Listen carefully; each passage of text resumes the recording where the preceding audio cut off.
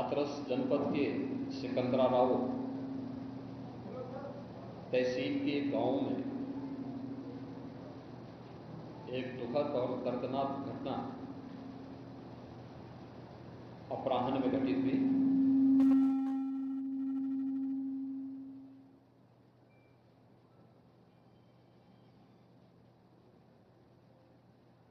इस पूरी घटना के तह तक जाने के लिए शासन स्तर पर हम लोगों ने कल भी जो व्यवस्था बनाई थी, लेकिन प्रथम दृष्टया हम लोगों का यह था कि पहले राहत और बचाव के कार्य को आगे बढ़ाया जाए।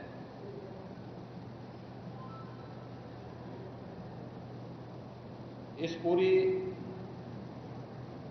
जो अभी हादसा है, इस हादसे में 121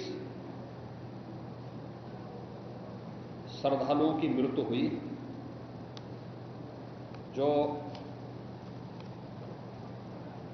उत्तर प्रदेश के साथ साथ हरियाणा, राजस्थान और मध्य प्रदेश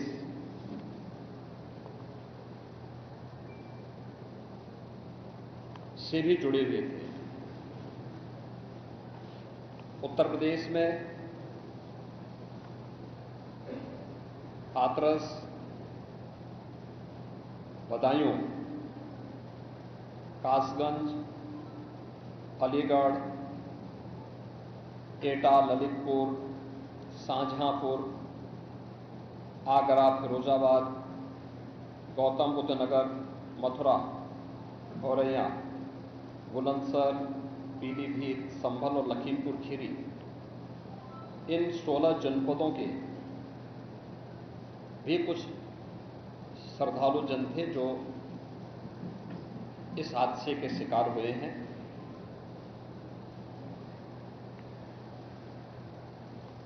एक 121 में से 6 मृतक ऐसे थे जो अन्य राज्यों से थे, जिनमें ग्वालियर मध्य प्रदेश से 1 थे, हरियाणा से 4 थे और राजस्थान से 1 थे।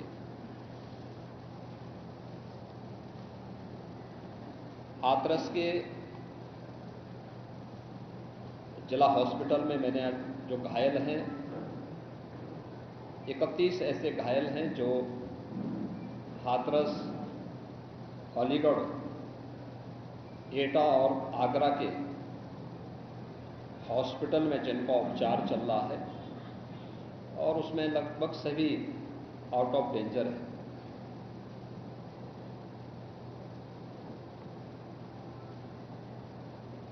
हादसे के बारे में जो वहां के चश्मदीद हैं, जो इस घटना के शिकार हुए थे, गंभीर रूप से घायल हो गए थे, उनमें से ज्यादातर जो लोग हैं जिनसे आज मैंने बातचीत भी किया है, वे सभी इस बात को बोलते हैं कि हादसा कार्यक्रम के उपरांत जब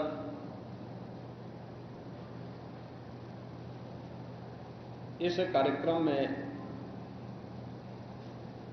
जो सज्जन वहां पर अपना उपदेश देने के लिए आए थे, उनका कार्यक्रम या उनकी कथा संपन्न हुई, तो कथावाचक के मंच से उतरने के बाद जीटी रोड में जैसे ही उनका काफिला आया था, तो उन्हें छूने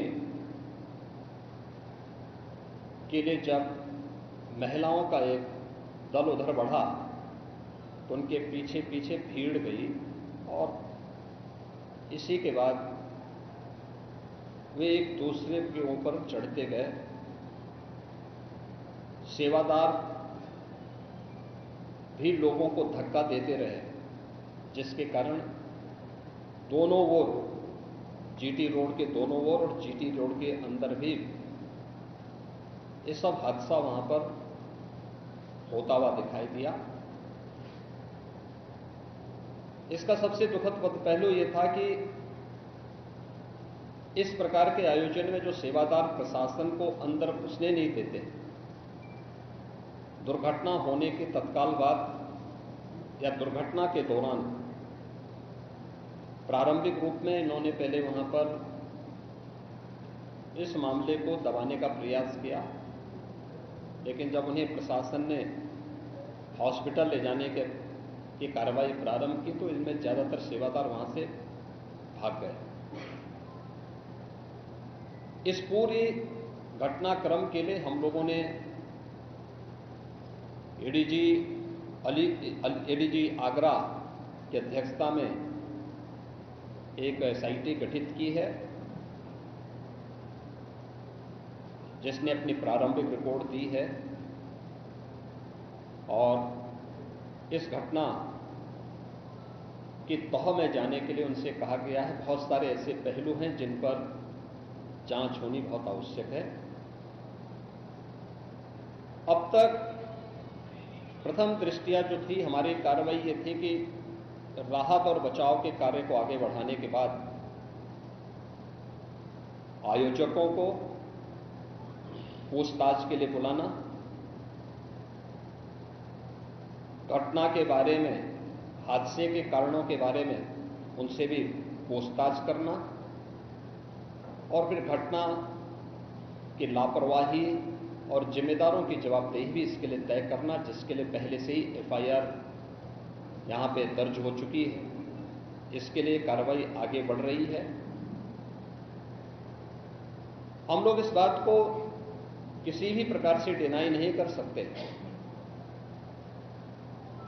कि इस प्रकार की घटना केवल एक हादसा नहीं होता।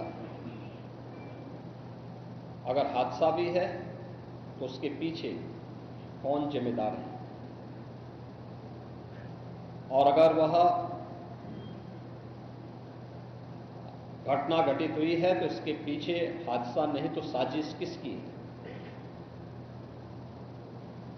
कौन इसके पीछे है, इन सभी पहलुओं को लेकर के राज्य सरकार ने तय किया है कि हम इसका एक जुडिशियल इंक्वायरी भी करवाएंगे।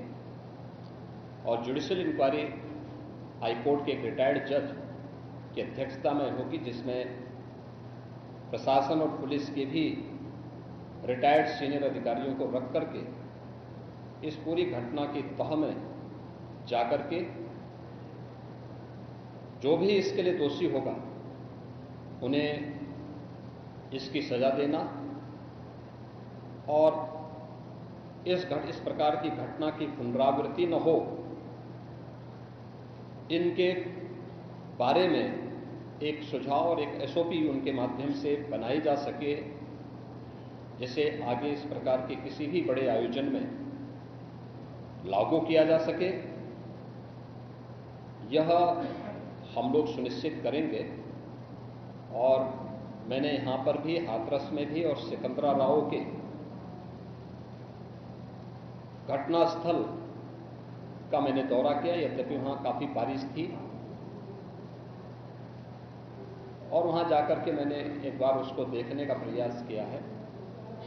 यद्यपि प्रशासन ने पहले से इसके मैप भी बना के तैयार किए थे, वो भेजे भी थे, लेकिन हादसे के कारणों की प्रारंभिक व्यवस्था देखी जा सके इसको देखने के लिए वहां पर मैं स्वयं गया था। और हमारे 3 मंत्री यहां पर कल से ही कैंप कर रहे थे। मुख्य सचिव और पुलिस महानिदेशक भी यहां पर कल से ही कैंप कर रहे हैं। सीनियर अधिकारीगण भी यहां पर पुलिस और प्रशासन के अधिकारीगण यहां पहले से ही कैंप करते हुए इस पूरी घटना के लिए जिम्मेदारों की जवाबदेही तय करने की भी दिशा में आगे कार्रवाई की जा रही है, जिसमें कुछ विशेष दल बनाए गए हैं, जिनमें अलग अलग जनपदों में उनकी कार्रवाई अब प्रारंभ होगी और प्रारंभिक जांच के बाद आगे की कार्रवाई को हम लोग आगे बढ़ाने का कार्य करेंगे। यह यहाँ की घटना के बारे में था और जुडिशियल इंक्वायरी के बारे में आज ही इसके नोटिफिकेशन शासन के द्वारा भी जारी हो जाएगी। महाराज जी, बाबा के खिलाफ कार्रवाई होगी। बाबा को नामजद नहीं किया गया है।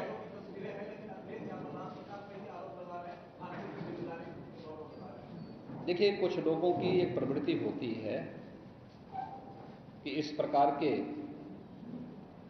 दुखद और दर्दनाक घटनाओं में भी वे राजनीति ढूंढते हैं,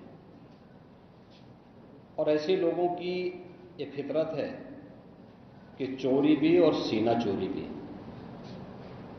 यह हर व्यक्ति जानता है कि सज्जन के फोटो किसके साथ में है, उनके राजनीतिक संबंध किन के साथ जुड़े हुए हैं। तो स्वाभाविक रूप से आप लोगों ने इस बात को देखा होगा कि पिछले दिनों रैलियों के दौरान इस प्रकार की भगदड़ कहां मचती थी और कौन इसके पीछे थे, और मुझे लगता है उसकी तह में जाना आवश्यक है। जो लोग निर्दोष लोगों के जीवन के साथ खिलवाड़ करते हैं और उनकी जवाबदेही भी इसके साथ तय होगी।